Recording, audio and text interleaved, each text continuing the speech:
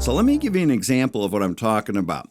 When I first started making the videos for RehabWorks, I decided that the first module ought to be a basic presentation on substance use disorder. How you diagnose it, how you treat it, the difference between social use and addiction, things like that.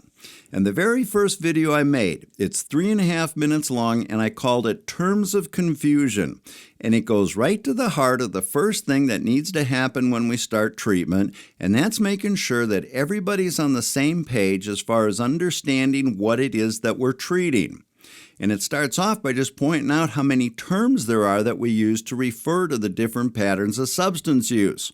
Substance abuse, substance misuse, addiction, chemical dependency. You see what I mean? And it makes the point that most people have a general idea that substance use occurs on a spectrum that ranges from mild to severe. But then there's another spectrum that ranges from medical or diagnostic terminology to the general public or layperson's terms. And it gets to a point in the video where it says, put this all together and it creates what I call a matrix of confusion. And what ends up happening is this sort of cross-pollination occurs. And like a bad game of telephone, people mix and match these terms and come up with their own definitions of what they all mean. And then we end up lumping them all together into one default term, which is problem. What does it mean to have a problem?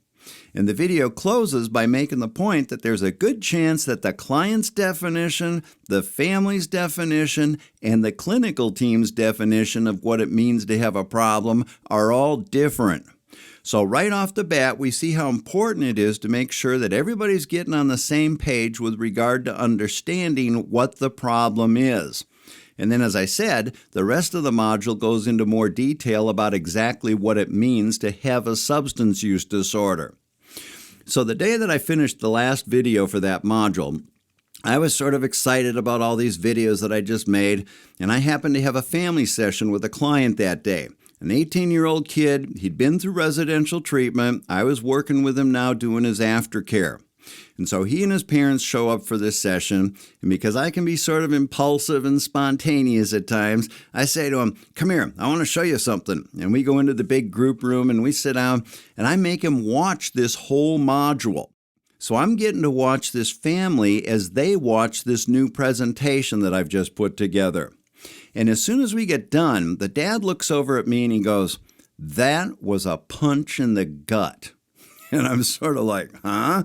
And he looks at his kid and he says, was that not a punch in the gut? And I wasn't exactly sure where he was going with this. But then he says, that part about the cross-pollination and everybody coming up with their own definitions, that's exactly what we've been arguing about since the day he checked into rehab. And what he was talking about was that the client's drug of choice was opiate pain pills.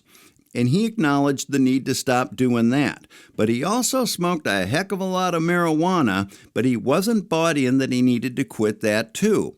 And the family had been going around and around on this, arguing about the definition of addiction, what his diagnosis was, whether you could be an opiate addict but not a marijuana addict. And the bottom line is, this was a perfect example of what I was talking about earlier when I referred to important stuff falling through the cracks when there's a gap between the client, the family, and the treatment team. And here you can see how the family ended up in that substitute teacher role. Because I'll guarantee you that the client learned in treatment that smoking pot was not going to be part of his recovery plan.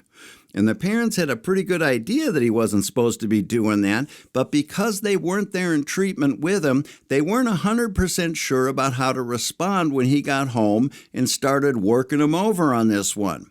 But here we were, sitting in my office, and after watching 45 minutes of some simple little videos explaining what it means to be diagnosed with substance use disorder, the dad's looking at the kid, saying, the jig is up and we are done arguing about this. And what I was witnessing right there in front of my eyes was a family moving from the substitute teacher role to everyone being on the same page. And all of a sudden, we hit this beautiful thing that we call treatment accountability. So again, This is a good example of how easy it is for important things to fall through the cracks. But it also shows us how becoming an educated consumer is a really simple solution to avoid that from happening. Learning everything you can about addiction and how addiction is treated is what's going to put you in the position of knowing how to respond to these kind of situations. You can see the second one here on this list. I'll quit the hard stuff, but I can still smoke. That's the one we've been talking about here in this example. But any of these other ones on the list can create the same unhealthy dynamic, where we've got a client who's resisting some part of the treatment plan. The family senses that something's not right, but they're not exactly sure how to respond. And again, that can happen with any of these. Get me out of here. I'm not as bad as everyone else here. It's only pot. It doesn't cause me any problems. I can be around my friends and not smoke. AA's not for me. I'm tired of all this treatment. I don't need to go to IOP. These are all common things that cause cracks in the foundation. And in this business, little cracks can turn into big cracks real quick. And before you even realize what's happening, the whole treatment experience goes out the window and you're back to square one. Because that's exactly what happened in this case. The kid relapsed on pot a couple times and eventually ended up back at his drug of choice.